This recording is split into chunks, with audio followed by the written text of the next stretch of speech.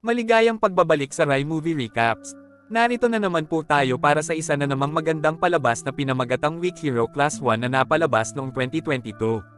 Kaya't ano pa ang ating hinihintay? Sit back, enjoy and relax love you. Nagsimula ang eksena sa isang high school student na tinatawag na si Yon. Siya ang pinakamatalinong estudyante sa kanyang silid-aralan. Siya ay may reserba at introvert na personalidad. Araw-araw, halos lahat ng oras niya ay ginugugol niya sa pag-aaral. Wala siyang kaibigan sa school. Kinasusuklaman siya ng mga kaklase niya dahil masyado siyang matalino. Dahil wala siyang kaibigan, walang gumagalang sa kanya sa paaralan sa kabila ng kanyang magagandang tagumpay. Sa kabaligtaran, ang kanyang kaklase na tinatawag na Yangbin ay iginagalang. Nang makatanggap si Sion ng parangal bilang unang nagwagi sa isang kompetisyon sa matematika, walang pumalakpak. Ngunit nang makatanggap si Yangbin ng parangal bilang ikatlong pwesto, nagpalakpakan ang buong klase. Si Yangbin ay isang manggugulo sa kanyang klase, ngunit siya ay tahimik na matalino. Maraming estudyante sa classroom nila na binubuli niya at ng grupo niya. Nambubuli din sila at ninakawan ng pera sa ibang estudyante. Sinubukan ni Yangbin na i-bully si Sion noong nag-aaral si Sion. Naiinggit si Yangbin kay Sion dahil natalo siya ni Sion sa mathematics competition. Kahit na si Sion ay isang introvert na estudyante na walang kaibigan. Hindi siya natakot kay Yangbin at sa grupo niya. Wala na siyang pakialam sa pananakot ni Yangbin sa kanya. Dumating sa kanilang silid-aralan ang baseball team ng paaralan. Hinahanap nila ang isang estudyante na tinatawag na Yoon Soho. Gusto nilang maghiganti kay Yoon Soho sa pambubugbog sa mga kaibigan nila. Kahit na sinubukan nilang bugbugin siya kasama ng mga baseball bat, nagawa ni Yoon Soho na talunin sila dahil ex-fighter siya ng MMA. Pag-uwi ni Sion ay ibinigay niya ang kanyang Certificate of Appreciation sa kanyang ama. Ipinagmamalaki siya ng kanyang ama, ngunit hindi ipinagmamalaki ni Sion ang kanyang sarili dahil nalulungkot siya kahit nakasama niya ang kanyang pamilya. Nakatira lang si Sion sa kanyang ama simula nang maghiwalay ang kanilang mga magulang. Kulang siya sa pagmamahal mula sa kanyang mga magulang. Masyadong abala ang kanyang ama sa kanyang mga gawain. Samantala, ang kanyang ina ay isang guro na nagtuturo sa malayo. Mahirap para kay Sion na makita ang kanyang ina. Araw-araw na lang niyang panoorin ang mga video ng kanyang ina. Dahil sa problema niya sa pamilya, naging reserved at reclusive na tao si Sion. Kinaumagahan, gaya ng dati, maagang dumating si Sion sa paaralan. Nakita niya si Suho na natutulog sa classroom nila. May klase sila sa physical education noong araw na iyon, ngunit hindi mahanap ni Sion ang kanyang tracksuit. Naniniwala siyang batang Bin ang nagnakaw nito. Bilang kinahinatnan, kinailangan ni Sion na magsuot ng kanyang uniforme sa klase ng pisikal na edukasyon. Si Sion ang nangungunang estudyante sa lahat ng klase maliban sa physical education class. Hindi talaga siya magaling sa physical education class. Nang matapos ang klase sa physical education, hinarap ni Seoon si Yangbin at ang kanyang grupo. Hiniling niya kay Yangbin na pabayaan siya. Nadama ni Yangbin at ng kanyang grupo ang kahihiyan ni Seoon. Kaya, sinakal nila siya at pinagbantaan. Biglang may dumating na teacher at humarang sa kanila. Napatigil si Yangbin at ang kanyang grupo sa kanilang ginawa.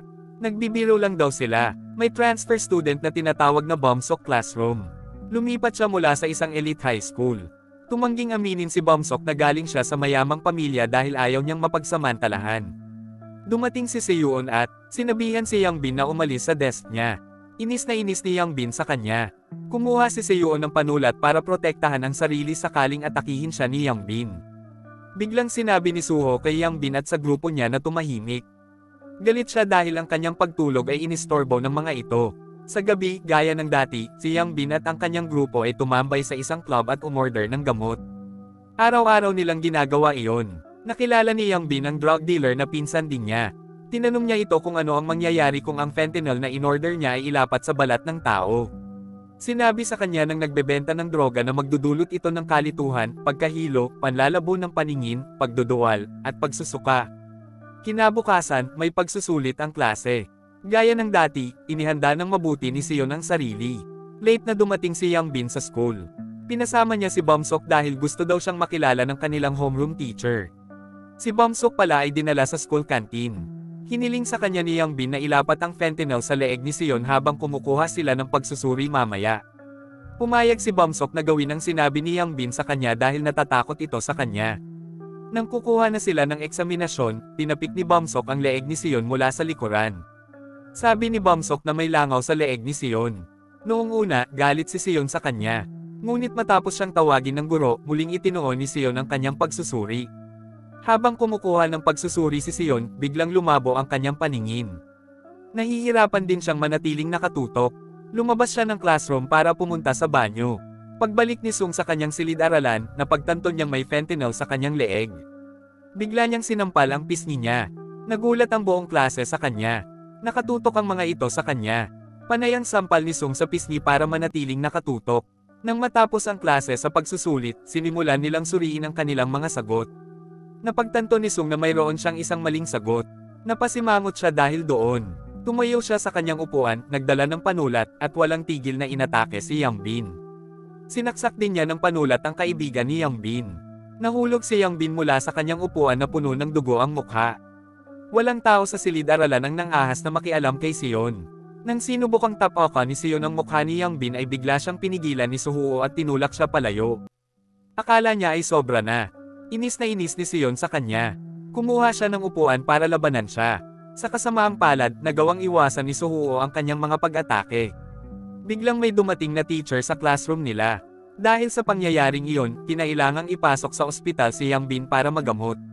Si Sion ay dinala ng kanyang guro upang humingi ng tawad sa mga magulang ni Yang Bin, ngunit patuloy siyang pinapagalitan ng ina ni Yang Bin dahil sa galit nito sa kanya.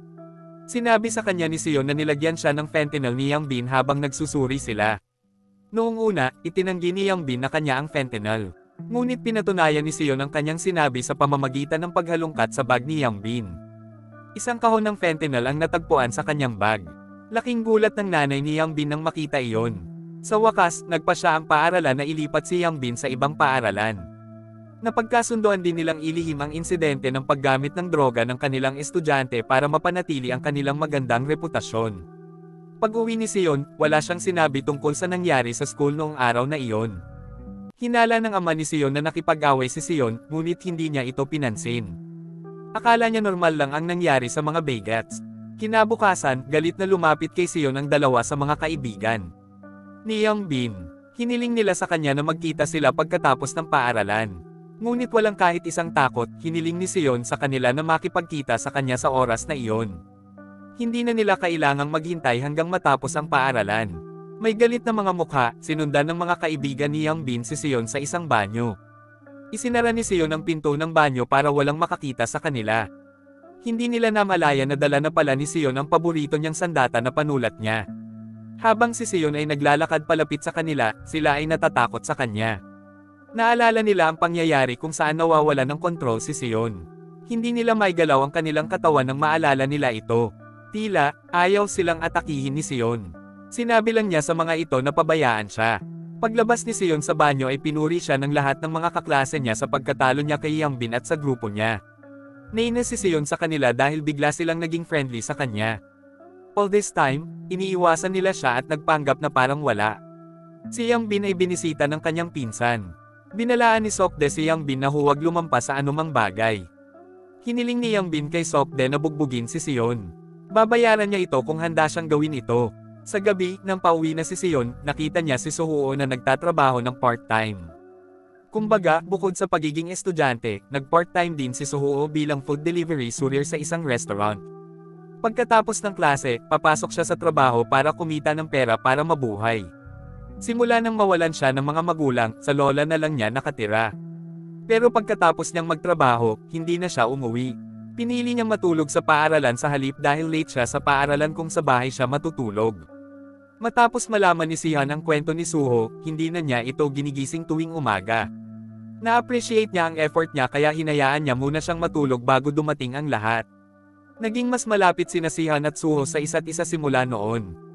Gayunpaman, hindi pa rin nasanay si Sihan na maging bukas sa ibang tao. Nakipagkita si Yang Bin kay Sukde para pag-usapan ang trabahong inaalok nito sa kanya kahapon. Si Sukde ay miyembro ng isang collection agency na nagpahiram ng pera at nangongolekta ng utang, kaya siya ay nawalan ng trabaho sa anumang trabahong may mataas na sweldo. Pagkatapos ng klase, sinubukan ni Bomsok na humingi ng tawad kay Sion sa kanyang nagawa. Inalok niya ang sarili na samahan si Sion sa ibang paaralan para sa pagtuturo, ngunit hindi siya pinansin ni Sion. Biglang napatigil si Sion ng barkada ni Yang Bin at Sukde.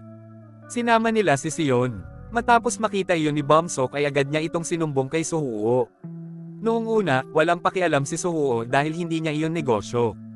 Kailangan din niyang pumasok sa trabaho pagkatapos nito. Ngunit pagkatapos sabihin ni Bomsok na babayaran niya ito ng doble ng kanyang sweldo, nagbago ang isip ni Suho. Hinanap niya agad si Sion. Sa isang tahimik na eskinita, si Sion ay tinatakot ni Sokde at ng kanyang barkada. Dahil si Sion ay isang taong palaging nagsusuri at nagkalkula ng kanyang mga aksyon, nagawa niyang labanan ang mga ito. Ngunit nang ibinaba ni Sion ang kanyang bantay, muli siyang inaatake. Ginamit ni Yang Bin ang sandaling ito para makaganti sa kanya sa pamamagitan ng walang humpay na pambubugbog sa kanya. Sinubukan din niyang baliin ang kamay ni Sion para hindi siya makapag-aral. Pero biglang dumating si Sok para iligtas si Sion. Nagawa niyang talunin si Yang Bin at ang kanyang mga kaibigan sa kanyang kakayahan. Pero hindi pa tapos ang laban nila. Tanong ni Sokde kay Sok na isa-isang lumaban. Nang makita ni Yang Bin at ng kanyang mga kaibigan si Sion na mag-isa, gusto nila itong bugbugin muli. Lumalala ang sitwasyon. Gustong salakayin ni Yang Bin si Sion gamit ang isang bote. Hindi na siya napigilan ni Sok dahil patuloy siyang inaatake ni Sokde. Buti na lang at biglang dumating si Bomsok para iligtas si Sion. Sa wakas ay umalis si Sokde at nagpa siya na palayain si Sion at ang kanyang mga kaibigan. Samantala, nakatayo lang si Yang Bin at napagtantong natalo na naman siya. Simula ng pangyayaring iyon, mas naging malapit sa isa't isa si Sion at ang iba pa. Dinala ni Su sina Bomsok at Sion sa restaurant kung saan siya nagtatrabaho. Sinabi niya sa kanila na tulungan siya sa pagtatrabaho dahil na-late siya sa pagpasok sa trabaho. Ginugol nila ang kanilang gabi ng magkasama sa pamamagitan ng hapunan sa restaurant na iyon. Pero gaya ng dati, hindi pa rin nasanay si Sion na makipag-usap sa mga tao. Galit ang amo ni Sokde na tinawag na Gilso dahil sa pangyayari. Hindi niya nagustuhan kung kumuha ng ibang trabaho si Sokde. Pinarusahan niya si Sokde sa pamamagitan ng paghampas sa kamay ng isang blok ng kahoy. Pagkatapos noon, nakipagkita si Sokde kay Yang Bin para hilingin na dalhin si Sion sa kanya. Nakatagpo ni Sion ang isang miyembro ng gang ni Sokde na tinatawag na Yang Yi na nagnanakaw ng isang bagay sa isang supermarket. Hindi siya pinansin ni Sion at nagkunwaring hindi niya iyon nakita. Nang siya ay aalis na pagkatapos bumili ng payong, si Yang Yi ay naging palakaibigan sa kanya.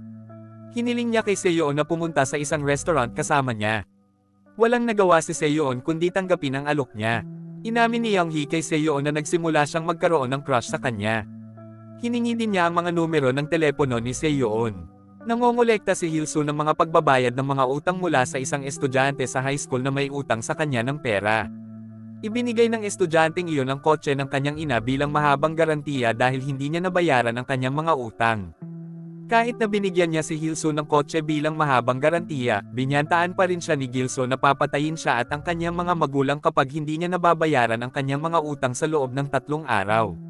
Kinabukasan, nang iimpake ni Yang Bin ang kanyang mga gamit sa silid-aralan, pinakiusapan niya si Sion na makipag-usap sa kanya. Gusto pala ni Yang Bin na maging testigo ng korte si Sion para tumstigo na wala siyang anumang fentanyl dahil ayaw niyang mailagay sa youth detention center. Sinabi niya sa kanya na siya na lang ang pag-asa ng kanyang mga magulang. Sumama ang loob ni Sion sa kanya, kaya pumayag siyang gawin ang gusto niya. Si Sion ay papunta sa court kasama ang kanyang mga kaibigan. Pero dinala sila ni Yung Bin sa isang car park ng isang building. Hinala siya ni Sion at ng kanyang mga kaibigan dahil hindi sila pumunta sa korte. Malamang, nagsinungaling si Yung Bin at niloko sila para makilala si Gilso at ang kanyang barkada. Hiniling ni Gilso sa kanila na bayaran siya ng 15,000 dahil wala siyang health insurance para masakop ang naputol na kamay ni Sokde. Pero hindi naalala ni So na nasugatan niya ng husto ang kamay ni Sokde. Si Hilso ang nabali ng kamay ni Sokde at saka sinisi si Suo. Ginawa niya ito upang makakuha siya ng pera mula sa kanya at sa kanyang mga kaibigan. Sinabihan sila ni Hilso na bayaran siya sa loob ng 3 araw. Kung hindi nila magawa, kailangan nilang magpahiram ng pera mula sa kanya upang bayaran siya. Kitang-kita namin kung gaano koloko at manipulative si Hilso. Nagbanta pa siyang papatayin sila kapag tumanggi silang gawin ang sinabi niya. Pagkatapos ng hindi gustong pagkikitang iyon, si Sion at ang kanyang mga kaibigan ay sinundan at pinapanood ni Hilso at ng kanyang barkada araw-araw. Tinawagan ni Sion si Yang Yi para humingi ng paliwanag tungkol sa problemang kinakaharap. Umaasa siyang mabibigyan siya ni Yang Yi ng mahalagang impormasyon. Sa wakas ay napagkasundoan nilang magkita sa isang restaurant. Sinabi ni Yang Yi kay Sion kung sino si Hilso. Tila, si Hilso ay isang uri ng tao na gagawin ang lahat para sa pera, kabilang ang pagpatay. Sinabihan ni Yang Yi si Seon na bayaran si Hilso kung ayaw niyang malagay sa anumang panganib. Sinabi rin niya sa kanya na si Hilso ay kaibigan ng maraming gangster kaya mahirap tumakas sa kanya. Ninanakaw ni Bumsok ang relo ng kanyang ama upang maibenta niya ito at magkaroon ng pera na pambayad kay Gilso. Sa wakas, 3 araw na ang lumipas mula ng banta ni Gilso si Seon at ang kanyang mga kaibigan. May meeting sila sa isang kwarto. Nakuha ni Bumsok ang 15,000 mula sa pagbebenta ng relo ng kanyang ama. Ngunit sinabi niya sa kanila na nakuha niya ang pera sa kanyang ama, si Seon, at si Suhuo ay galit sa kanya dahil hindi sila naniniwala na ang ama ni Bumsok ay handang magbigay sa kanya ng ganoong kalaking pera. Kahit na mayroon silang pera, tumanggi silang ibigay ang perang iyon kay Gilso ng libre. Nagpasya silang tumawag na lang ng pulis. Sinabi ni Sian sa kanila ang tungkol sa mahahalagang impormasyon na nakuha niya kay Yoonji kagabi. Malamang, si Gilso ay may illegal na site ng pagsusugal para sa mga menor de edad. Lalo na para sa mga estudyante sa high school, ang mga tao ay makakatanggap ng 50 ng libre para sa bawat account na kanilang nerehistro sa site ng pagsusugal ng Gilso na pinapatakbo sa ibang bansa. Sinabi ni Yeonji na ang site ng pagsusugal ay isang pandaraya, ang mga manlalaro ay mananalo at makakatanggap ng maraming bonus para sa ilang mga unang laro, ngunit pagkatapos nilang maadak dito, gagamitin ng may-ari ng site ang kanilang pagkagumon upang kunin ang kanilang pera at talunin sila sa bawat laro. Kung saan may mga manlalaro sa mga site ng pagsusugal, tiyak na magiging gang ni Gilso kapag naubusan ng pera ang mga manlalarong iyon. Lalapitin sila ng gang ni Gilso para pautangin sila ng pera para patuloy silang maglaro sa sugalan. Bilang kinahinatnan, ang mga manlalaro ay magkakaroon ng utang sa kanila at hindi mabayaran ang kanilang mga utang dahil nawala ang lahat ng kanilang pera sa site ng pagsusugal. Isa iyon sa masamang diskarte ni Gilso na pagsamantalahan ang mga bata para maadek sa pagsusugal, kaya maaari silang magpahiram ng pera sa kanya at ibigay sa kanya ang kanilang mga mahahalagang bagay na may mahabang garantiya. Tulad ng mga kotse, gold bar, at iba pa. Sinabi rin ni Yang Hee kay Sin na inilagay ni Gilso ang kanyang mga mahahalagang bagay tulad ng mga transaksyon, droga, at iba pa, sa isang straw box.